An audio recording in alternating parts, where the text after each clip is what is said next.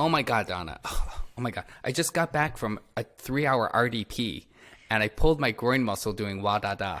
Wow. Well, I've been up all night catching up on XG videos. We're a hot mess, aren't we? Mm-hmm. So today we're going to do a reaction to Mascara, which is part 4 in our XG series. Are you ready to go, Donna? Yep. Cool. Let's do it. XG! Ladies! You ready? Hey, hi, how you do? Gonna tell 'em, baby, how we do. XG, Q&S, but we don't never let you mess up twice. Have you ever had to with the lies? Better never hit 'em with the lies. Yeah, if you ever made you cry, I got it vibes. Baby girl, don't you ever be wasting your good energy.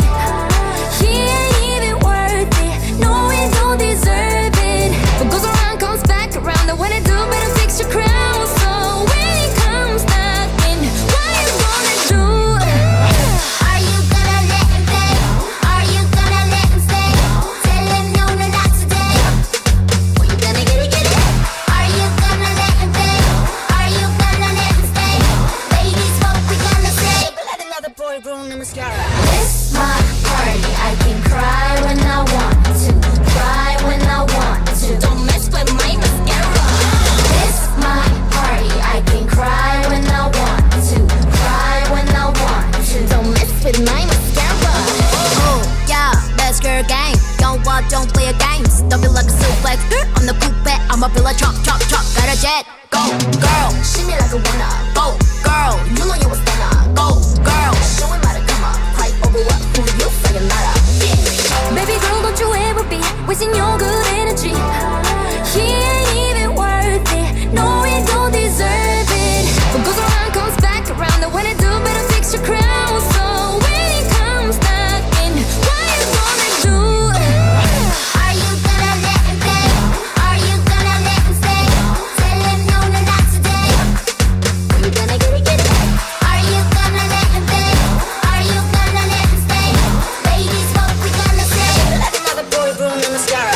This my party, I can cry when I want to, cry when I want to. Don't mess with my mascara. This my party, I can cry when I want to, cry when I want to. Don't mess with my mascara. And when you find me another baby who treats this lady good, you're gonna cry me a river, baby. But I'll waste another single minute on you. Are you gonna let him play? Are you gonna let him stay? Tell him no, no, not today. Are you gonna get it? Are you gonna let him play? Are you gonna let him stay? Ladies, what we gonna say? Let another boy ruin the mascara. This my party, I can cry when I want to, cry when I want to. Don't mess with my mascara. This my party, I can cry when I want to, cry when I want to. Don't mess with my mascara. All right. So good. So good. I love it. Yes. Okay, so Donna, what did this group just do to us? I mean, I have to tell you, they are so freaking appealing, but all that other stuff surrounding them has thrown everyone in a tizzy, right? I know. In our past 3 videos on them, we got quite a few comments about the controversial nature behind everything surrounding this group. You know, I have to be honest with you. When I first discovered them, there was part of me that didn't want to like them, but I think they're my favorite group right now. I know. They sneak up on you. They're like the undercover assassins of pop. And as you know, like, I'm a huge fan of the Kville 100, and I watch that show religiously on YouTube. And sometime in the middle of the summer last year, I think it was late August, they were like in their 7th or 8th week run on the chart, and all of a sudden, at the end of the video, there was a card that said that after, you know, all this research, he decided to remove them from the chart because of the fact that they don't call themselves K-pop and all the other reasons. And so I remember that, like, making a big impression upon me at the time. And I thought, okay, well, I guess they're not K-pop. And, you know, we had made some minor discussions about it. But with this new comeback that has just come out, and as time has gone by, we've noticed that all the K-pop reactors all do reaction videos to XG. All those dance cover groups that do K-pop covers are covering them. Didn't you tell me something about that? I know. I actually first discovered XG through the dance covers because there's a group in France called Bitchinas, and I saw them do an amazing cover of this song. Hey, hi, how you do? Gonna tell 'em, baby, how we do. XG. So Donna, let's deconstruct what's going on here. First off, there's something strange with this song, which I have to tell you really appeals to me wildly. Like there's this like, it's like it's got a jarring quality to it, but in a way that gets my attention and makes me, it's grown on me. And I really, really love the feel and the sound of it. What are you hearing? XG. Ladies. The vocals are kind of detuned, so it's like, it's my party and I cry if I want to. It sounds creepy. It sounds like... Yeah, I was listening to it and I felt like I heard some notes that seem purposely flat or something like that, which in today's day and age with music, auto-tuning has become the most common form of treating the vocals. But to purposely, if they are intentionally making some of the notes flat or sharp, that would like be so bold because it's purposely going against the auto-tuning thing, you know? So they're anti-auto-tuning. And you said to me that I think you said to me that you felt like the song is like entirely an anti-drop or something like that. Oh, yeah. I mean, it's completely like this very jittery percussion bass, and the bass is also detuned. It's like dun, dun, dun, dun, dun, dun, dun. Right. It's sort of like in a glissando bass that's, the notes are kind of in between.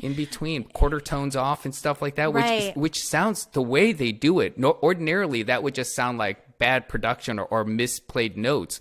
But you know, that they do it in a way that if they're in fact doing it, they do it in a way that just it sounds extra cool. And to be an anti-drop so much is like anti-drop. Like what? I know. mean, it's just like, what is this? It's like, it's so, I have to tell you, it's so interesting what they're doing. They keep they just surprise me all the time with what they're up to. Right. And it's cool because when they do go into tune, like especially on these beautifully melodic pre-choruses, and I think there's also a bridge, that's bridge. very melodic. It's like Agreed. refreshing. You're like, whoa, it's like this beautiful R&B melody, and you're like, oh, it's like a nice contrast. And the between this- rapping is like pitch perfect too. Like Right. they don't play around with the pitch on the rapping. So and also the timing. So like the rapping is really straight and precision. So there's like these contrasts in how, in their execution musically, which I think is something that I don't see other groups doing. And it's they got my attention right early on, but now it's just the more time I spend with it, the more I'm actually able to like hear these little finer points of what they're doing, which makes me appreciate them even more. My appreciation for them keeps growing. I mean, they're a little bit different in the fact that they've made this decision so far anyway, to release their songs, completely in English. To me, it seems like they are fluent in Korean, so they're trilingual. I think it would be mind-blowing if in their next comeback they released like one song in Japanese and the B-side was in Korean. I think everybody would just be like, wow, they can do it all. Mm-hmm.